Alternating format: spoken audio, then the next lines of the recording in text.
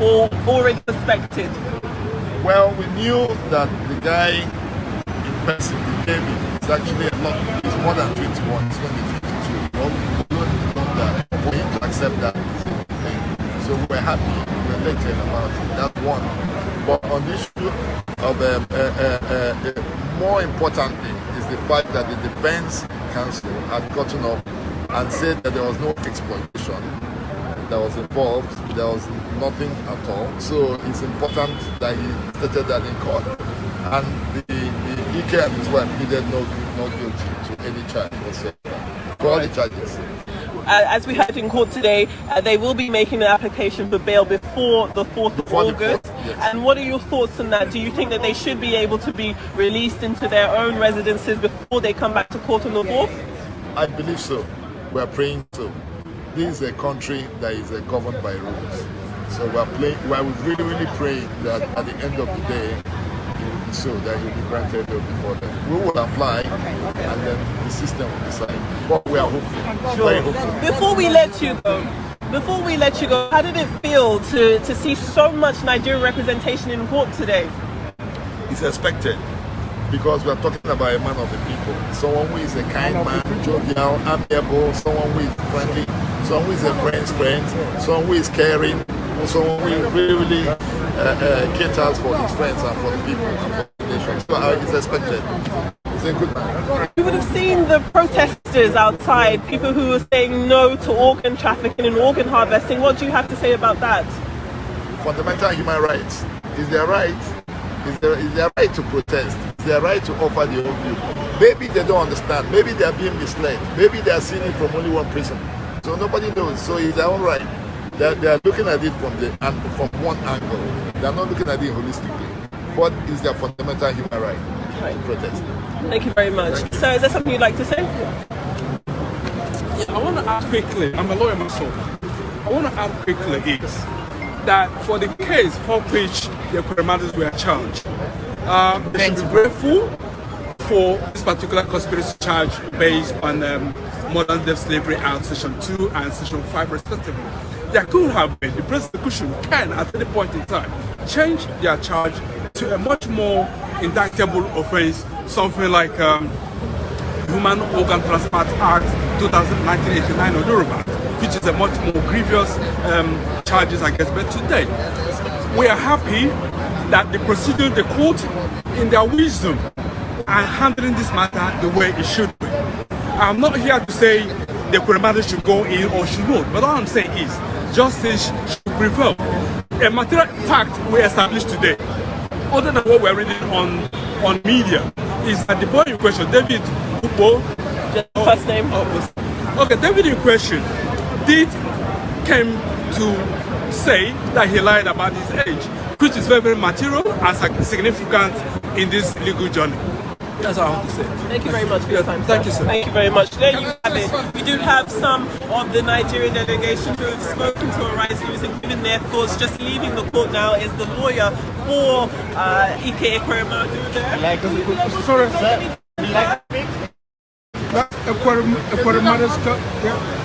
Ekweremadu's lawyers.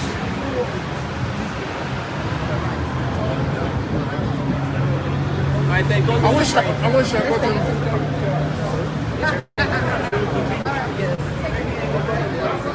Yeah. Okay. Yes, of course. Do you want to use the same name? Otherwise, is it that one? Oh my God. Jesus, everybody has.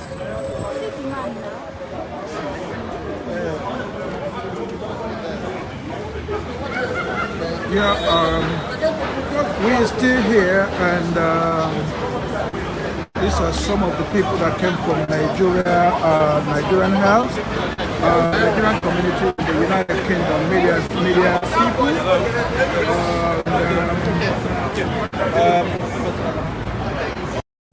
For the substantive court, which now should be leaving this magistrate court to a higher court, the Crown Court.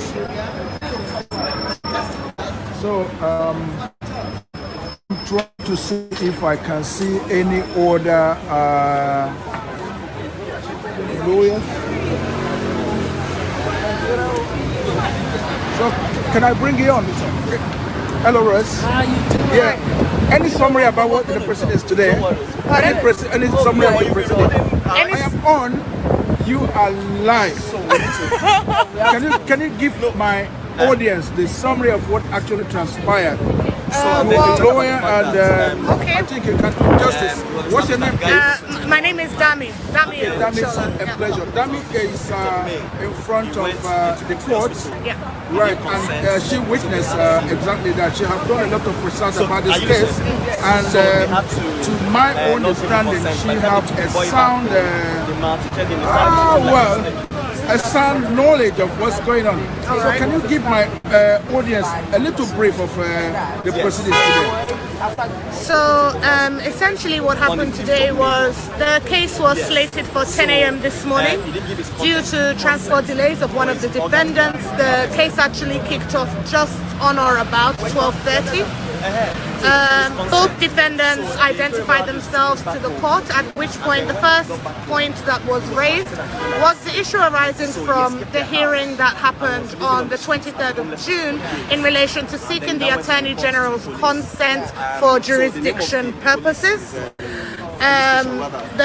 On that date, the 23rd of June, the CPS, that's the Crown Prosecution Service, had made a very lengthy and extensive prayer that the consent of the Attorney General was needed because the originating act happened in Nigeria.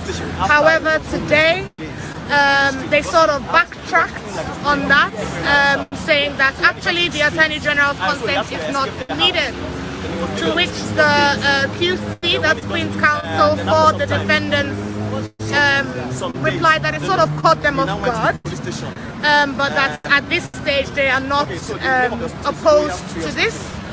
And so the judge proceeded to find a suitable date within the calendar for the Central Crown Court, also known as the Old Bailey, to move this case up to them, as the Magistrates Court doesn't have jurisdiction for this kind of matter. And so the case is slated for the 4th of August at the Old Bailey. Precise court and time to be confirmed. What also became apparent today was that the claimant prior on the 23rd of June, the judge had made an order restricting the reporting of the details of the claimant, as at that time it was believed and the claimant had reported to be a minor. Today that order was overturned because the claimant has since admitted that he lied about his age and he is not actually a minor. That's the summary of today's Yeah, that's actually impressive. But is there any for bail application prior to the next proceeding? Yes, so the judge did make a call for bail applications and was surprised that there wasn't one today. But the defendant's counsel has insisted that prior to the 4th of August hearing, they will have made an application for bail. But for now, the defendants remain remanded in custody. Thank you so much. You're welcome. It's been a wonderful summary. Yeah. It's a pleasure having you. Thank you. Hello, boss. Do you have anything to add? I don't have anything to add. I came as a classmate of the accused. Okay. What's your name, sir? My name is Innocent Okechukwueze. Okay, you came from Nigeria? No, I came from Dublin. I practice in Dublin. Okay, you're a lawyer. I'm a lawyer. And I and Ikoha, we are classmates from 1982 to 1987. We graduated in 1986 at the University of Nigeria. We went to law school in 1987. So I just came in here today to represent my class, to stand beside him. You know, no matter what the situation anybody finds himself, people need to support. So, good evening, everyone. Maazi Ezeoke speaking to you. This is the update. I just wanted to let that play without any interruption. I just wanted that to play without any interruption. Now, having seen that someone is basically trying to disrupt me by constantly calling me, I think I would block that person now. Anyway, so having looked at these people, you will see that's why when I say, if many of you will recall my broadcast last week, and that many people really got agitated, and many of you called and we had this conversation. If it is anything to go by, what it means is very simple. One, from day one, having seen the picture and having looked at it, and I said to us, and I maintain that there is no way that young man will be 15. And I still maintain, without moving an inch, that the young man have developed a cold feet, and having developed a cold feet, now wants to seek asylum for greener pasture in the United Kingdom. And the only way he can do that is to claim of organ harvesting and to claim that he is a minor. Because when an issue comes with a minor in the United Kingdom, that is one of those laws that they do not play with. Issue of minors or any either sexual engagement or anything that has to really abuse of a minor, and anything that has to do with financial misconduct. These are two key things that they don't play with. And again, whoever advised that young man at that point to do this, to maybe to get a leave to remain based on asylum, I think that has backfired, and that's not good. But that's not to say that Ekweremadu will not have his day in court and will not be tried properly. Again, this is not emotions. This is not you or what you think. This is fact. This is a country that deals with facts, not emotions. If he is guilty, he will be prosecuted, irrespective of whose odds is God, and he will go in for it. But again, if he is not guilty, irrespective of how you think of him as a politician, no matter how much disdain you have for him, it's not going to change anything. He will eventually be free if he is not. If he is not, that's, that is the issue here, and I am happy, at least this is where, because listen, this is where sound reasoning comes in. I gave us examples of how someone who used someone's passport to come to United Kingdom, that was an old British program called Border Force, I think. And he came there, the young man is over 30, but bang, the moment he was captured, he claimed that he was 16. And it's his words against theirs. There is no way you can say, oh, he's guilty, he's not guilty, by not scientifically proving how old he is. Now, what it means by that lying under oath of being 15 when he is not, it might appear that that means absolutely nothing now, but hold on, I wouldn't say more than that, because this particular age declaration and age affirmation would eventually come back at some point to haunt the young man. I believe this is a deal, a private deal that is really gone south. These things happen every time. And someone rang from India the other time while live on this program and said that some of these things, that many people come to India and they develop cold feet, and eventually they want to back out of that deal. And in this case, I do, and I have every reason to believe that this is what is the case, that the young man at some point, because listen, maybe the doctors in Nigeria didn't do due diligence, because obviously he needs to be psychologically evaluated. He needs to be explained, to the consequences of giving a kidney. That means there might be some meals that he no longer, eat. There might be some exercises. There might be some activities he may no longer be involved in. Listen, as a human being, if they tell you all these things, you get scared. You get scared. And I believe in getting that scared, that he thought, oh, I'm now in England. I can no longer, you know, if I tell Ekweremadu that I want to back out of this, the best thing he will do is probably get angry and throw me back to Nigeria. Now, I am insinuating that's me or me, not any other person. I'm insinuating that the moment the young man developed a cold feet, that's my own theory. Then he now thought about, I'm here already. I cannot go back empty-handed. How do I get barley? How do I get pepper on this soil that he in? Because he must have gone around and looked at the, what's it called? The London Eye. He must have gone into London, looked at Buckingham Palace. And everywhere he goes, he sees or he will say, how can I leave this place? Since I've been here, they haven't taken any light. How can I leave these places and go back to where there is no light? People, this is what the story is. Now, before we go to the second story, everyone, are you aware that the Prime Minister of Great Britain, the same country that, you know, where these things are happening, is, the Germans will say, abgedankt, you know, is thrown in the towel because it has not been easy. And here is the Prime Minister making that.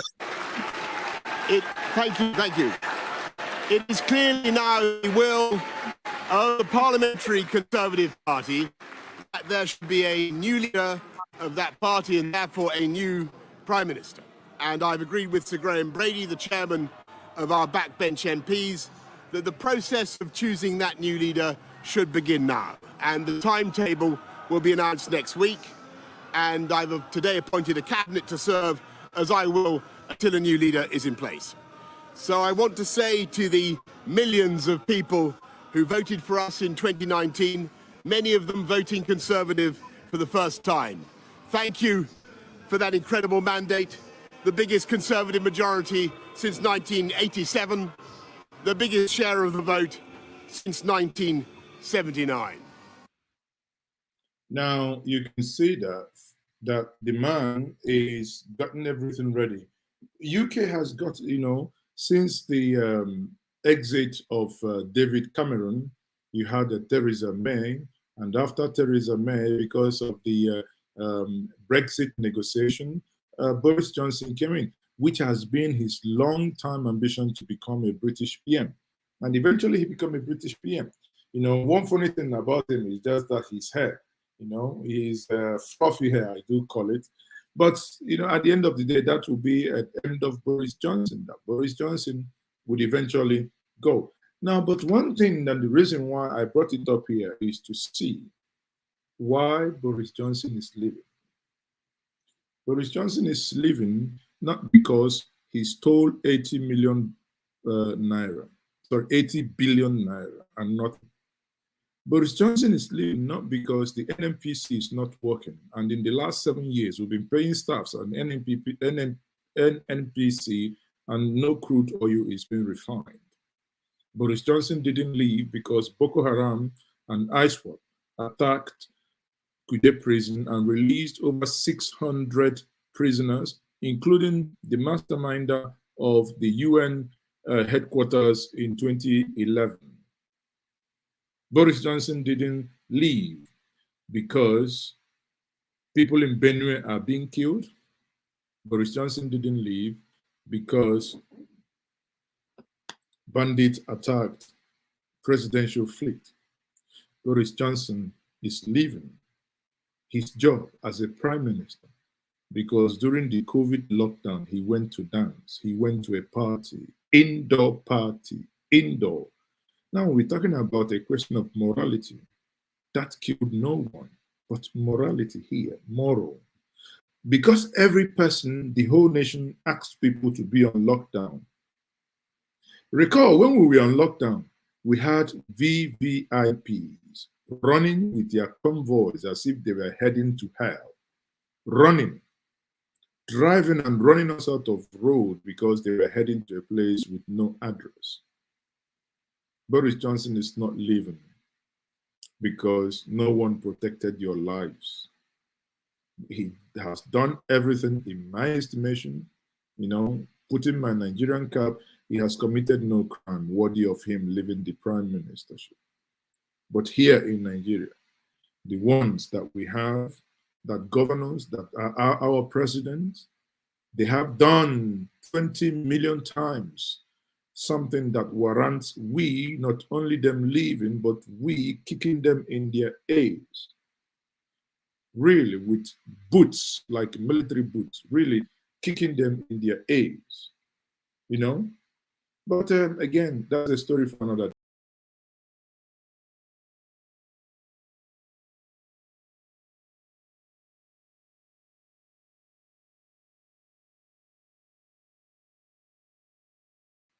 Sorry about that. I think my power source was about to go off, and I had to change power.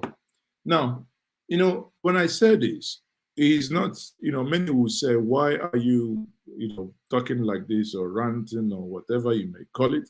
But it is indeed absurd, and it is an absurdity that a nation, some call giant of Africa, but I heard that yes, giant of Africa, but walking on a mosquito limb or a mosquito leg. Boris Johnson will go where institution work. 600 prisoners ran away. Security agents were forewarned, people. You understand that? Do you know what that means? Security agents were told, these people will come. They are coming. These are their plans. There were negotiations. How do you release 15 of our members? Then we can release those who capture in the train. Now they have 64 of their members, no longer 15. Yet 24 hours, 48 hours after the incident, not a single person has been fired or has been locked up.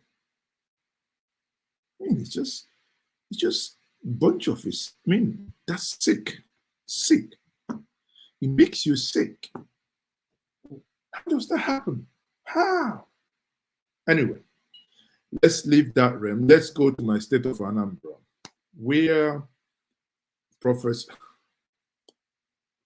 Odumeje, I nearly said, where Odumeje never knew that he was going to be past partitical. Odumeje became past partitical, you know.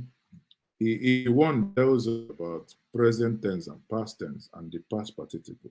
If you don't remember, I will remind you then who Odumeje is. You will be a past participle. Yeah.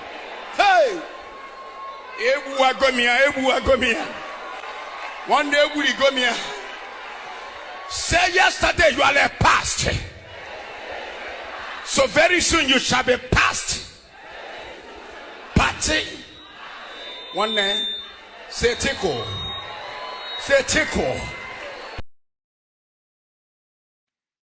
While he was saying this, he never knew that he would be pathetical. But on a serious note, people, I saw a video. Initially, we reported, staffs here reported that Odumeje's house or church was knocked down this morning in Anambra State. We saw that. Now, there was a little mix-up. The mix-up is that the house, or rather the church, was not knocked down, but the gate man or the holding place, you know, when you go to a prophet, they hold you in a hall where they psych you to know what they will radio the man at the back to tell him that this person is coming on his Maazi. If he goes there, tell him that, you know what I mean, that he need to perform well in the other room. So when they radio inside the spiritual house, when you come, the prophet will tell you, oh, you are Maazi, okay. You say, oh, Pastor, preach on. I knew you were going to come with a blue blazer. Oh, Pastor, preach on. I know that this is your blazer. You bought it for 1 naira 20 kobo. Say, Pastor, how did you know? That is the game. But in this case, as this house was demolished, something happened that, you know, if you're a man of conscience, you must always speak truth. irrespective of whether your audience like it, whether they like it or they don't, stand by the truth. There are two things here. If we must regain and get to the master plan of cities, sadly, some structures that were built illegally are going to go. But one thing that worries me is, over the years, system has never worked. People go buy land on a place you're not supposed to build. They build structure there. And when they mark them for demolition, people will pay bribe. And sometimes they rent over those payments. But over time, bear in mind that in our lifetime, there will come a time where someone will arise and say, I want to do the right thing. And whenever that individual comes and wanting to do that right thing, people will be affected. In this case, that is where Odumeje has fallen into. I can tell us this evening that Odumeje was assaulted, and I condemn that assault. I'm not a fan of his. Actually, I do say Odumeje, excluding myself, because for me, whether he's a prophet, whether he's a pastor, I don't bloody care. I see him as a musician, as an entertainer, That's all I see him as.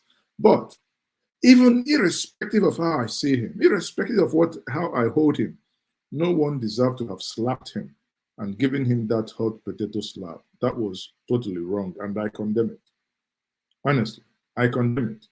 But again, before I show us the video, it must also be said here that Odumeje, his church was not demolished. What was demolished was the holding facility that some people call Gateman House, some people call ante room, ante house, whatever you call it.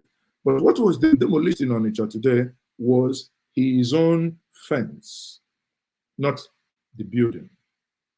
But let's see. Let's actually bring that in and see that slap, which, as I told us, I do condemn that slap. It was unnecessary. And whoever, I believe Professor Chukwu Machao Soludo, as a man of honor, I would expect that the police officer that engaged in that act should be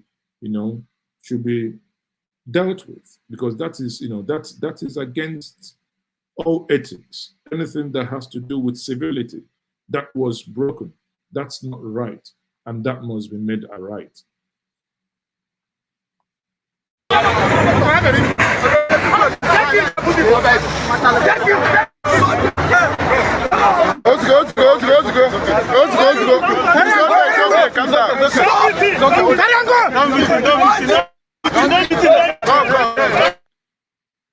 For some reason, probably many tabs are true. I don't know if we have many tabs open. Why is the video a little bit flickering? Let me quickly bring another version of it, because I just want to show only that place that he got slapped. Okay, because that is not right. Before the demolition actually continued. So this is what played out here.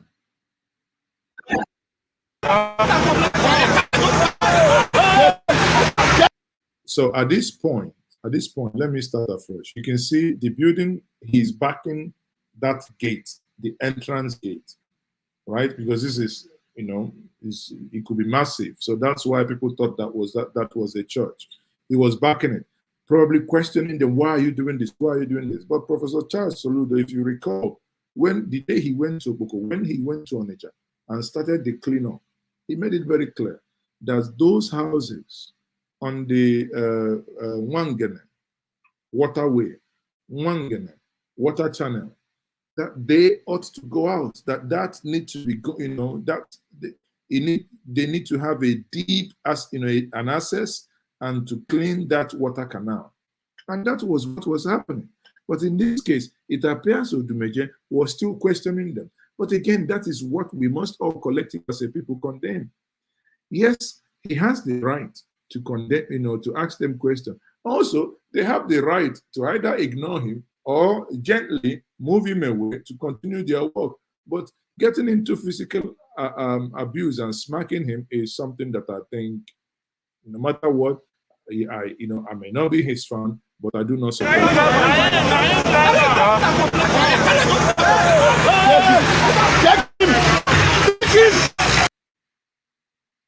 So at that point, you see, because what you can see here is a combination of Nigerian security forces and local vigilantes. A combination of the Nigerian security forces and local vigilantes. But here is the extended version to prove to us that his church was not brought down.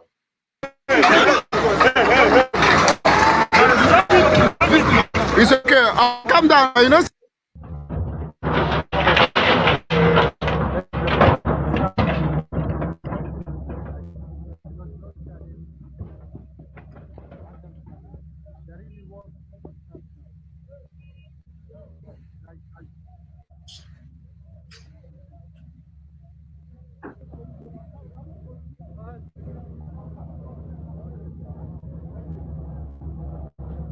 I see, as the rumor is going viral that Odumeje Church has been demolished, this is contrary to what happened. That is false. Odumeje Church has not been demolished, but the security house at the front of Odumeje Church, the security house. Did you hear that? This is what was demolished here. You can look at it here. What you see here is what was demolished. So the church is the building at the back. So again, the initial frenzy news that the church was demolished is not entirely true. What is true is that the part of the building, including the fence, was demolished. Security post that is a little bit close to the drainage. That is what was demolished. You can see Odumeje Church is still intact. Security post is what was demolished, not Odumeje Church. So please, the Lions family all over the world, let us identify that our church is not in an obstructive way. Our church is still intact. Nothing happened to it. Our church has not been demolished.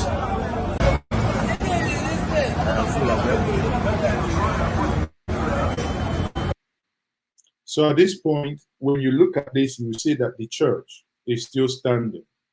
So people, there is every need, and that's why on this platform we insist, even if when we get it wrong, we always go back to find the real thing. Fake news destroys life. Fake news destroys everything that people work for. So there is no need. There is no one derives joy in dwelling on fake news. Just like this evening, there's been some announcement on the running mate to PeterObi. Many people are questioning why we haven't published it. So, well, there are informations that I know and that we know, but as part of the ethics of journalism is to stick to facts. So again, if people, even if when you have privileged information that is not yet out in the public, then why should you go ahead and do that? So in this case, we can all see here that the church was not demolished. Once more again. And you can see the Meccano generator, or sorry, Lister, that the white thing in front here is at that gate side, but you can see that it was moved in front of the church before that bulldozer started doing whatever it was doing there. You can see the church of Mountain of Holy Ghost Intervention Deliverance Ministry, Odumeje Church. You can see it in tabs. Nothing happened to it. Even no part of it was touched. Everything is okay. The whole building is standing firm. Nothing happened to it. It has not been demolished, according to the gossipers, because of course everybody wants to hear bad news against Jesus. But Jesus stands forever. He told us that he will build his church and the pit of hell will not prevail. No matter the gang. The commentator cracked me up and I can't stop laughing. He said everybody wants to hear bad news against Jesus. I said, how Jesus take Anambra sanitation and Anambra facelift of Hannah. Listen, whether Jesus or Satan, who bloody cares? If you break the law, take it away. So the issue is that the building was there. People went to town on frenzy, thinking that it was the demolition, but that's not a demolition. That's why, hence, we're doing the clarification. Occultic kingdoms, no matter the gang of men that don't love good works. Odumeje has been serving people that the devil want to destroy through sickness and so on. But because the guy still cracks me up. He's been saving people. He's now a hospital. But listen, people, especially those with kidney and liver issues, when you have problem, go to the hospital. If you have blood pressure, all these men of G something, if they tell you to stop taking your medicine, your amlodipine, don't. If you do, you will die. There is no if, there is no but. Don't. You can go to hospital. You can go to them. You can pray all you want. By the way, praying and fasting makes you also healthy. Even if you're not a non-believer, you fast. It helps you to detox. It makes you remain slim, like Maazi says. Okay, every year for the past 20 years, my waist has increased. 36. Don't say you want to buy me trouser. men of this world don't love what is good. They don't love good works. Even in the days of Jesus, they killed Jesus because Jesus was killed because he was saving people, and they gather against him. The Pharisees and Sadducees gather against. Anyway, before you Sadducee and Pharisee, let's get to important things. So you can see the water channel here. Let me actually mute the guy. You can see the water channel here, and let me explain to us. When you look at this water channel, and on your right is the church, and you can see the church is still standing. I mean, there is no doubt about it. To a point, he has to go inside the church to show us this is the stage. Some people call it altar, but I call it the stage where the dancing takes place.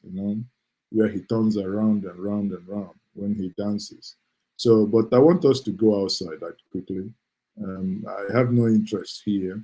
So you can see the part of the fence that has been taken away, right? That's the part of the fence that was taken away. I mean, people were building really encroaching that. You understand? You can see. So what then needs to happen here? Because this is water channel. See that down there is the bridge. So that water channel has inadvertently been covered. So how can water? That's why you have flooding, because this channel is what needs to be opened.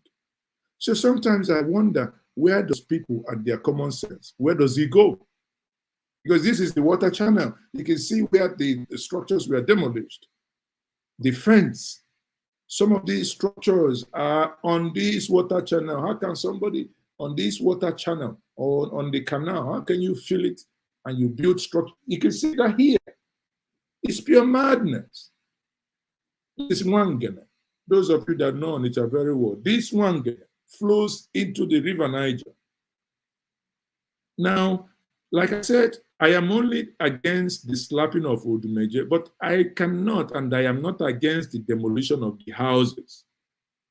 Because by the time these properties were being bought, they were, people were informed. And again, because what we do here also is to keep facts straight. There is also another photo making rounds in the internet. Please disregard. There is a photo making round that a coffin was seen in the church. That is arrant nonsense. My observation is when you look at the photo in question, the photo of the casket, because this is a place I know very well. This place was filled with rubbish, where that time we just go and dump bin, refuge ground. There is no way you had in that photo that had like an offshore picture or onshore or offshore, no, offshore picture. Shore picture, not offshore, shore, where beachside-like picture with minor grasses. I don't know what people gain from really fabricating fake news and sharing them. For what news? And some people even made audio, joining it and saying, "Oh, this is Odumeje. He was caught, casket in his church." What I'm only saying is, if at all he engages in any diabolical means, it's not me to say, but because that has not been established. So why would people go and begin to say things that are not? But again, the way I'm looking at this house, if you zoom out, if you zoom out a little bit and look at what has been destroyed, it appears that maybe half of that church, if they want to go linear, it could be that half of that church may at some point also give way. People see that. That half of that church may at some point give way, because we've been a lawless people for a long time. Recall when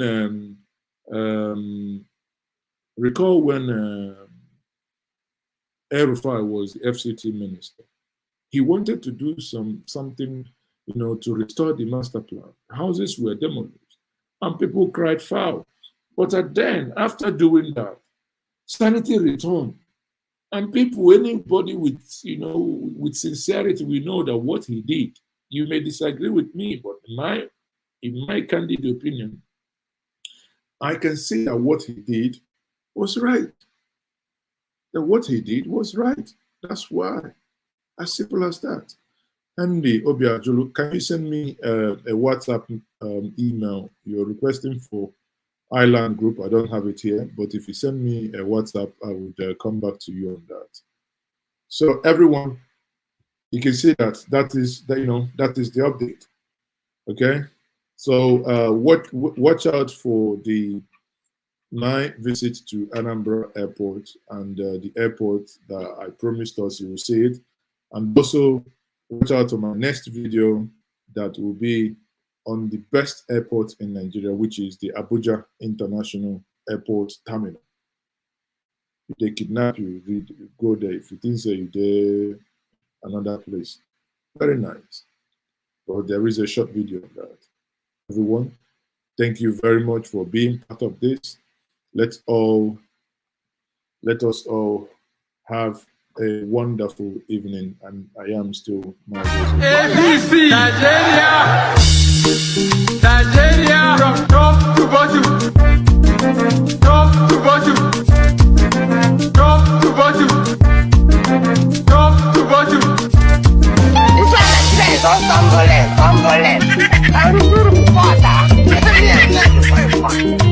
Everything is not funny.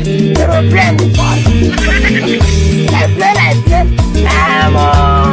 My neighbor press one. He goes the